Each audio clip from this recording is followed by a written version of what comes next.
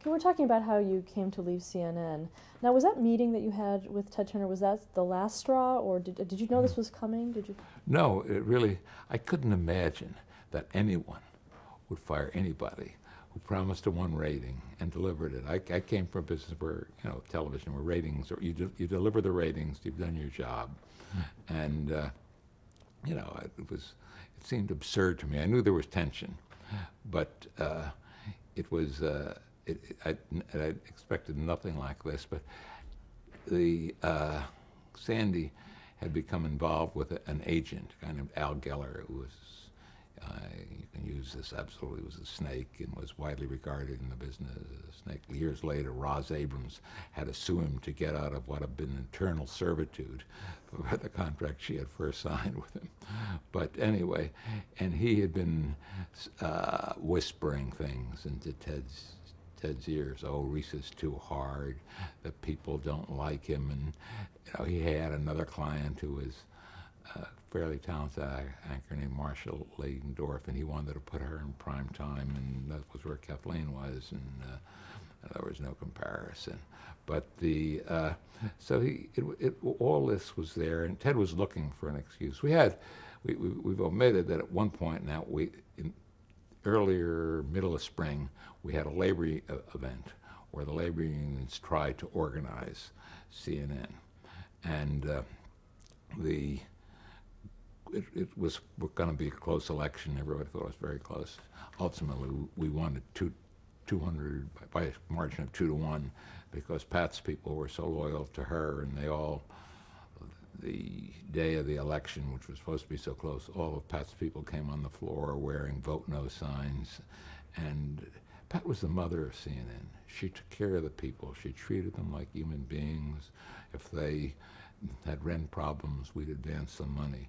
If they wound up in jail, we'd get a lawyer down there to make sure they didn't get too badly beaten up, and we could get them out reasonably soon. If a girl got into trouble, Pat would help her do whatever had to be done. And things were just, they cared about her, and she cared about them, and she taught them very well. She was a great editor. She taught people to edit. A lot of the people who she taught to edit are at networks now all over the country. But so we'd won the strike, but when the strike vote was taken, Ted's secretary had come to say, Reese, Ted wants to talk to you as soon as this is over. Got to call Ted as soon as this is over. And I walked in as soon as it was over, and I called Ted. And I've never heard anybody more disappointed that we'd won this thing. And I think he was, prepared to fire me. Then it was going to be his great excuse. And looking back, I have no doubt. It's our business is such a rotten business. Jim Kitchell was there with his wife, and Jim was another guy who I had moved out when he proved he couldn't do very well, but Ted kept him on at TBS. And Ted, when he was also whispering in Ted's ear, and he was all dressed up, and his wife was all dressed up in her best. And when the vote came in and we won, and he walked out, and his wife in a little suit and walking up the stairs, and to quote somebody who was there, waving her indignant ass as she climbed up the stairs. And the fact that we won the election, it didn't please Ted, and I should have known then, because this was a month before the final blow up. But anyway, he was going to keep Sandy on. She was going to report directly to him. She wasn't going to report to me, and I said, I can't live with that. And so, just, and he was going to fire Braden and Buchanan because and not put Crossfire on the air, but because I'd signed the contract. They went to court, or they threatened court, I guess, because the lawyers had told me to be prepared for deposition. And they settled, and they went on the air first at 11:30 at night, and then Ted knocked the television show off the air and put him on at 7, and we titled the show Crossfire. But the idea of having the main guest questioned by two people, that's hard to do because you got to get a guest in. It's very hard to produce. And once I left, that was it turned into the shouting match that it later became. But it was these are interesting things and things that should be said. When I came up with the idea, Ted Kavanaugh suggested that a guy named Martin Abend, who was a Jewish conservative, and Bella Abzug, a Jewish liberal, would be perfect to battle with over this. And I wouldn't hear of it. I didn't want two Geschreiers up there going at each other all the time.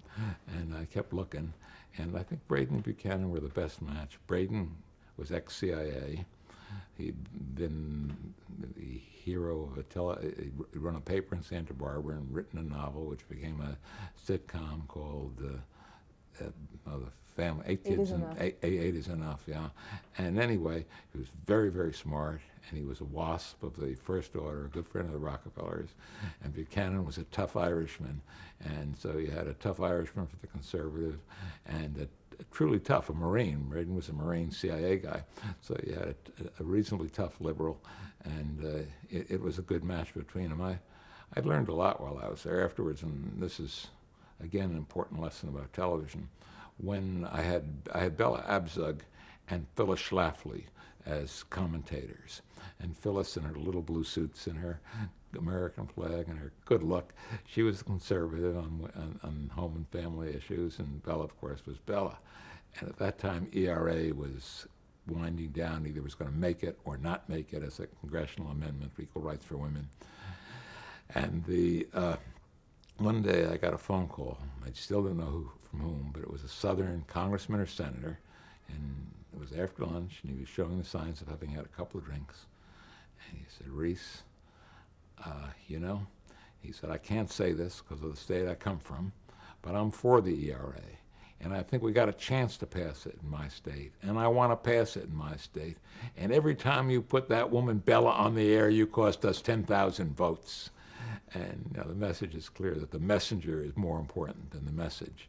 And I wasn't going to take that and use Bella for have settled with these other guys. And they had to go to court, as I said, and threatened court. And Ted made the compromises and put him on first 11:30, then he moved him to 7 because they were so hot. And as close as he ever came to an apology to me was one day when I was having lunch in Atlanta at the same restaurant he was. He walked over to me and said, Reese, Braden Buchanan are our #1 show. Then he turned around and talked away. But it was, for Ted, that's a real concession. It's funny because it cost CNN a lot more money to do those shows, but that's to do both of them. And Sandy got to be extremely expensive and difficult. And these guys were getting all the ratings, and she was just dawdling along. Now, when you were going to leave, were there terms to your leaving? Yeah, well, I had 3 or 4 months on the contract, and Ted was going to honor that. And then he came back and said, "Look, you don't have to leave. You can, keep you on for 2 years, and we'll pay you unless you find another job. You're free to load. We'll pay you what you're doing now." And then he kept wanting me to come back, and I said, I said, "If I come back, does Sandy report to me or to you?" And he said, "To me," meaning himself. And I wouldn't come back under those terms. Just only one guy can run the company. And years later, for years afterwards, it wasn't that Ted interfered in so many things, but you never knew when he was going to interfere. And all my successors, Bert managed him fairly well. Bert Ronert he'd worked for Prospero Scudder, so he could manage Ted pretty well. But Tom Johnson was lost. Poor Tom, he suffered from depression, and he was a guy who Ted could bully and did bully. When he wrote about it in the Wall Street Journal, Tom said sometimes he just hid under his desk in the morning. So one doesn't want to wind up that way. With Ted, so long as he's a little bit afraid of you or has respect, he isn't going to do that. But the first chance he gets, he will send you. He'll start sending you out for water, I couldn't go back, and it's a shame. Why do you think he was so adamant about that one point? Well, it was just his word. He'd given his word to somebody. He wasn't going to back down. It was like he would have been surrendering to me. And that was the only area where he would have had to surrender to me, and he wasn't about to do it. So I stayed on we had a committee for a while, and he would call me in to consult. And the last thing I can remember, it was very short-lived, was now that he had brought in this other client of Geller's, Marshall Ladendorf, to share the anchoring duties with Sullivan, 1 hour each. Sullivan was very hot. Every network wanted her, and ABC really wanted her. And Jimmy thought that the contract said for her to be the primetime anchor, and that he could get out, and he wanted to leave. And this is William Mars. And when Ted said, well, should we let her go or not? And there were 4 people in the room. And this showed the character of everybody there. There was Ted Kavanaugh was in the room, and he really knew television, and he really knew a star. And Ted said, never, she's a star. And Bert, who firmly believed that news was the star, he said, Ted, we can let anybody go. The news is what people watch, not the star. And Ed Turner, who never wanted to make a decision about anything, well, you can say this or you can say that, say nothing. And then Ted came to me and said, what about you? And I said, well, we had this fight 3 weeks ago. I said, I said we had to have Kathleen. You said you wanted Marcia. If I was right, you don't let her go. If I was wrong, then you do let her go. And that's how she got out. And she went to ABC and had a career with Roone Arledge, and then CBS briefly. And at CBS made the great mistake of saying when the mic was open that she didn't like Larry Tisch very much, and she was gone. And I don't know that she's done much work in broadcasting ever since, although she's now working 1 day a week with Robin Leach in Las Vegas on a Las Vegas show, and I'm pleased for both of them. I like rogues, and both of those people were rogues.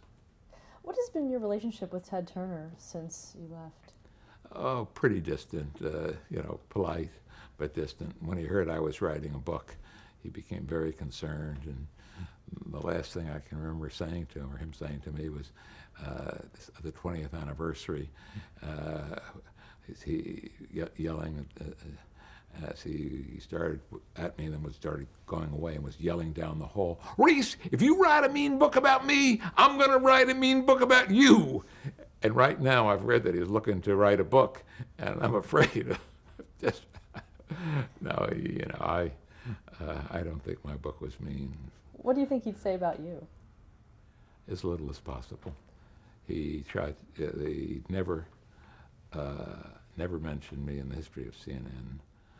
It hurt a lot. I was barely invited to the 20th anniversary party. I'd never been invited to anyone before, or the 25th since. They started their rating charts after I left, so they wouldn't have to show that the ratings went down after my departure. It was, Ted knew he was wrong, and he knew he'd made a mistake, but Ted was not a man to admit mistakes unless he was caught and had to admit them. What do you think is the legacy of CNN? Well, I think CNN, to me, it's a dream aborted. It had a chance to really build a revolution. And some of that in the beginning was revolutionary, but the revolution should have built and built and built and made news very different than it is now. And, it's not. I look at it now and I see the Situation Room with the ugliest 6-part video wall, confused and confusing, and the Wolf Blitzer, it's become half the Wolf Blitzer network and half the Anderson Cooper network, and Cooper's a nice boy and he stands in hurricanes well, but Dan Rather stood up well in a hurricane, and there's very little continuity. Wolf Blitzer was a newsman before, but most of the other people on CNN are not. Aaron Brown knew a lot about news, but Aaron Brown reminded me very much of Bernie Shaw. Bernie was carrying the burden of being black, and Bernie was a very, very funny man, and he never showed it on television. He had to be serious. It had to be almost voice, the voice from heaven, for him to feel comfortable. And then you'd see him afterwards, and he was like Walter Cronkite, who could put lampshades on his head at a party. And Aaron never graduated from college, and carried a kind of the same concern, the same lack of confidence about that Bernie did. And he, for all his smarts, he never, his wry humor, he never seemed able to laugh at himself or be. Anyway, so he's gone, even though he was a good newsman, but his style, they didn't think, would work as well as Cooper's, and God knows whether it will or not. But I just read that CNN's ratings had dropped 15 or 16% from October last year to October this year. And the book recounts, it came out in time, and I did the first study ever done of the Nielsen ratings of the 3 news networks in homes that had all 3. And we began with the election of 2000 in November, and we went right all the way through the 13 weeks until the election was decided by the Supreme Court. And CNN had been #1 in those homes in the first week of the election itself. And by the second week, Fox was #1. And then CNN dropped and dropped until finally in the last week, both Fox and MSNBC were ahead of CNN. It was being managed by people who knew nothing about news. And then CNN went into panic mode, and they went through 3 or 4 different presidents, operating chiefs of the network, and they haven't found their way since. It's sad for them, and particularly sad when you think that they're losing Rupert Murdoch and Roger Ailes. These are guys who came in, they're brilliant, both of them. Murdoch let Ailes have his way. Ailes did a survey before they went on the air that showed 35 to 40% of Americans regarded themselves as conservative. So if he did a conservative network, that's his own bent, but just as a business, if you did it, you were going to start out with a large advantage. Oliver North told me this once when he interviewed me on my book, so that's the quote here. And that led him to believe that he could construct a network like the one he did that would be good. And Roger knows television very well. He learned and talked television. I think he did the Mike Douglas show for a while. I know he did the Phil Donahue show for a while. And he knows television. So he delivers this message very well with likable people who seem genuinely at ease, while a lot of CNN people still seem stiff and sometimes forced. The writing, I think Fox is quite good. Simple words, simple messages, easily understood and right to the point. Sometimes their news, on the weekends, they have far more live news than either of their 2 competitors. It's a force to be reckoned with and to be worked on. And CNN hasn't been able to do it. But they had 15 years before Fox or MSNBC, and in those years they had a chance to build something that could never have been destroyed. And none of them understood how to do it or took the opportunity to do that. And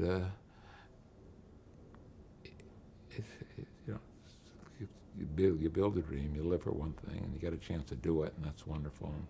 And Ted gave me every opportunity, a lot of money, and I got to be grateful to him forever. But for what happened afterwards, I am not grateful. I think that at best, maybe through something like this, which is why I'm talking this way, is the legacy, what might have been. So someone else will be able to pick up and build another news network that will be lean more toward randomonium, more toward content over construction, stacking. I don't know if you've heard the term stacking a show, which is for what a producer does on a news show. He stacks his show, and God, they've got to stack that show brilliantly, and God, I don't like stacking a show. You know, the news tells you what it wants to do. It really does. You can't stack it so you have nice segues and pretty intros. And all the promotion, my idea of promotion of CNN would have been, we can't tell you what's happening next, because if we knew, we'd be showing it to you. And they don't get it. And it's a legacy of being in the wire services. And I think Reinhardt had it. I know Reinhardt had it, and I had it. And I don't know anybody now in broadcasting who has it or even dreams of it. I'd like to jump now to the Food Network and its creation. But perhaps you can give us just a brief road as to how you got there in 1993. You know, I worked for Cox for a little bit because I was down in Atlanta and I had a daughter who had to finish school down there. And at that time, I first approached the BBC, and I went over there and I thought I made a deal to acquire the BBC as a network and bring it to the States, which Cox really wanted. And then BBC had previously made a deal with a company that went out of business, the Arts Network, which was an Arthur Taylor CBS thing, very high quality, very artsy, and it didn't work, and it failed, and the BBC thought it was free to make a network. But one of the partners in the Arts Network was RCA, and they wanted to keep some of the BBC programming. And they sent a letter to even though I had a letter of agreement with the, or a letter of understanding, because agreement would have been better, with the BBC, they threatened a lawsuit.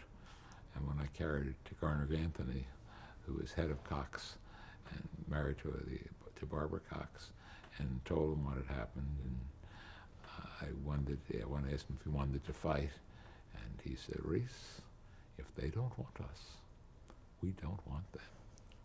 And you know, that's when I missed Ted the most. That was not, you know, not a fighter's cry. That was so. And I was around there and worked on some other projects. Started the second shopping channels in America, just as a local thing down in New Orleans as a test. We had discovered what down in Clearwater, it was then called the Home Shopping Channel, and we were trying to take it into other markets. And but you know, that was no real joy to me, and very quickly I learned it was a business that I wasn't any good at. It was not a television business, it was a business of buying, and that's buying is knowing how to buy is a very hard thing to do for a retail business. So that I had an offer from Chuck Dolan to come up to New York and work to start a local 24-hour news network with him. And Cox very nicely let me out of the second year of my contract. And, they sold the shopping channel. They gave the shopping channel away to somebody else who later sold it for $6 million. But I always thought we should have kept a little bit of that. But in any event, Chuck, you know, I spent 2 years with Chuck, and we did start the first 24-hour local news channel called News 12. We weren't going 24 hours at the beginning. We gradually built up, and I don't even think that by the time I left, it was 24 hours. But it was started. We had Bill Zimmerman came up, John Hillis, the most talented of the young producers at CNN, came up with me, and we started that. And then along came somebody. Suddenly shopping channels got hot, and somebody offered me a reasonable amount of money and a piece of the business to start another shopping channel. And I thought I would take a chance on that. And didn't work. We were fourth one into the market, and there really is, you know, we now know only room for two. What was it called? I don't even remember. Shopping, TV shopping network or something. Whatever. It lasted about 6 months, 8 months, and unfortunately I had found a venture capital company that put some money in. Everybody lost their money, and you got to know what you can't do, and I can't do shopping networks and a lot of other things. And but nobody could have done that. It was just too late. We had 3 strong competitors: Home Shopping Network, Value Vision, and the leader now. But we at the time we thought we had one competitor, and then other people got in ahead. We probably should have just closed down. I'm sorry I didn't recommend that. Just said, look, there's no point in going ahead. These other 2 guys have beaten us into the business. And, despite what Ted Turner says, it's time to know when you're beaten and just walk away with whatever's left. And after that, I proceeded to do, all sorts of things. I worked for consulted to a major figure in the Mideastern world about starting a competitive 24-hour Arabic-speaking language, Arabic-speaking news network. But there had been one before, and when the guy who was sponsoring this wanted to go forward with my plan, the man who he reported to said, "No, I've given that to your brother. You stay out of that." So that never went very far. And I worked with TASS for a while. I was trying to turn TASS into a commercial news agency. I loved it. This was back in the early 90s, late 80s, where with Gorbachev there, and they regarded themselves as a propaganda agency. They gave their news away, and they got brownie points for having it carried. And I said, look, we can do better. You control access to Russia. You don't have to allow others in here. You can limit their bureaus, and we can make money from this. And do all TASS photos, and we were going to do digital photos. And it was, I spent, I guess, a year and a half, 2 years working on this project, and I thought it really had legs. And then came the revolution, literally. We were in Tokyo trying to buy digital cameras from Morita at Sony. And Morita is the great man who created Sony. And while we were sitting, the day we arrived, the revolution broke out that overthrew Gorbachev. And when we walked into his office, I and the fellows from TASS, Nuri said, we all sat down and he said, well, I think we have other things to talk about today. And we just sat and talked about the conditions in Russia and what was happening. And I gave each of the Russians 2-way tickets to Moscow and then out to New York in case they got into real trouble when they got back home. And